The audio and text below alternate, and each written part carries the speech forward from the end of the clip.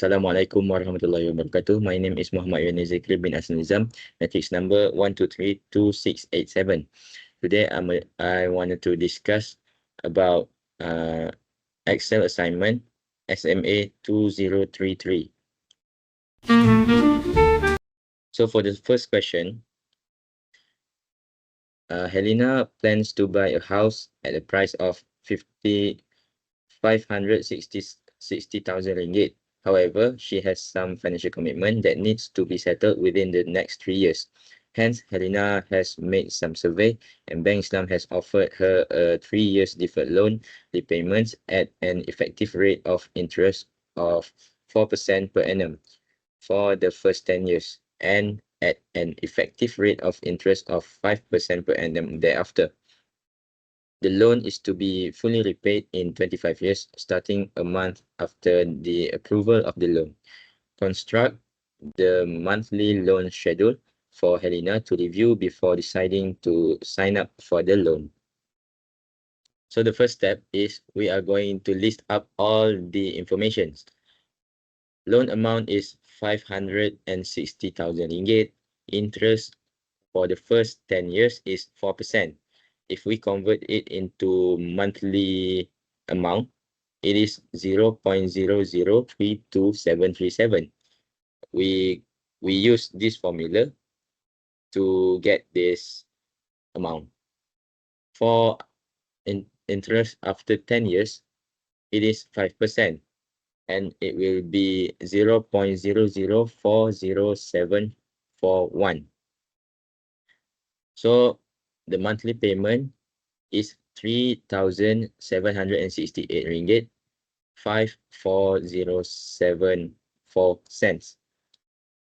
I got this value by doing the formula of 641,172 equals to R times A angle 84 plus A angle 180 V 84, and we will get that amount.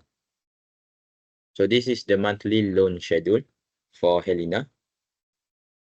We have 300 months for 25 years, and the monthly payment is going to start at month 37. So the interest is 0.00327374 for the first 120 years.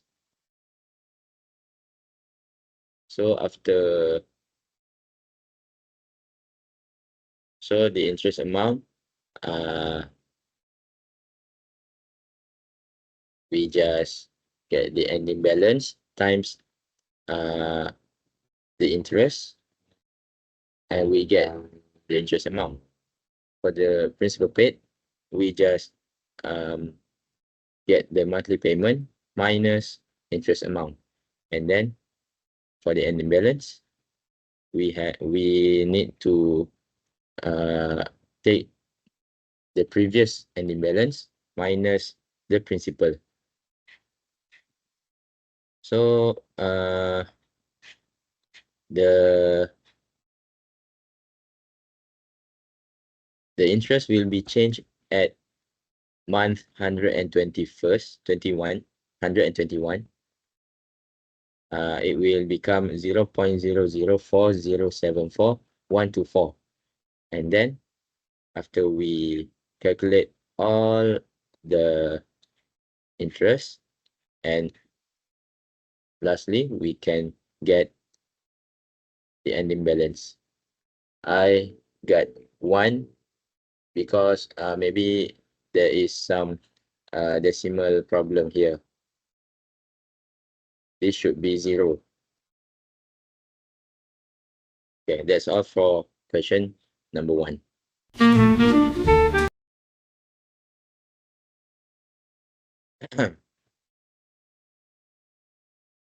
For question number 2, Kenanga Takaful Berhad is currently implementing a project. However, there were two potential projects that were presented to the finance director. Project ABC focuses on the restructuring the financial processes, resulting in cost benefit through a reduction in finance staff. This is a 10-year project with cost and savings considered over a 10-year time period, while Project XYZ is focused on development of a new finance administration system. This development is by IT experts that uses a third-party provider over a 15-year time period. Further details for Project ABC and Project XYZ, including the expected cash flows, are given in the worksheet provided. The finance director mentioned that the company is able to implement only one project and needs a recommendation from Harris, the senior manager. The company uses 6% annual rate of return per annum. Construct the cash flow for Project ABC and Project XYZ, showing all the cost and savings elements provided in the worksheet. And for the first question, we need to calculate the MPV for each project. For the second question, we need to recommend which project should Haris choose and why. Okay, all the information and the data is in this Excel. Okay, the cost in first year is 1,500,000 for implementation, setup, and testing. From year 2 onwards, 100,000 annual maintenance costs, which are fixed for the duration of the project. Okay, from year 2 onwards, we have savings 1, which is 100,000. And from year 3 onwards, we have savings 2, which is 350,000 ringgit. Both savings are having 0.5% interest each year through contractual staff salary increases. Okay, and the assumptions, cash flows occur halfway through the year. So this is the answer for Project ABC. We have 10 years, and then this is a half year. We have to the year minus 0.5 because it is half year. So the implementation, setup, and testing is on the first year. Maintenance costs, second year and onwards. Staff savings is increasing by 0.5% each year from second year. Starting from second year. The additional staff savings is also increasing by 0.5% each year starting from year 3. And then we have to this is the total cost column, which is we just adding the implementation and maintenance costs. Total savings, we have staff savings plus additional staff savings.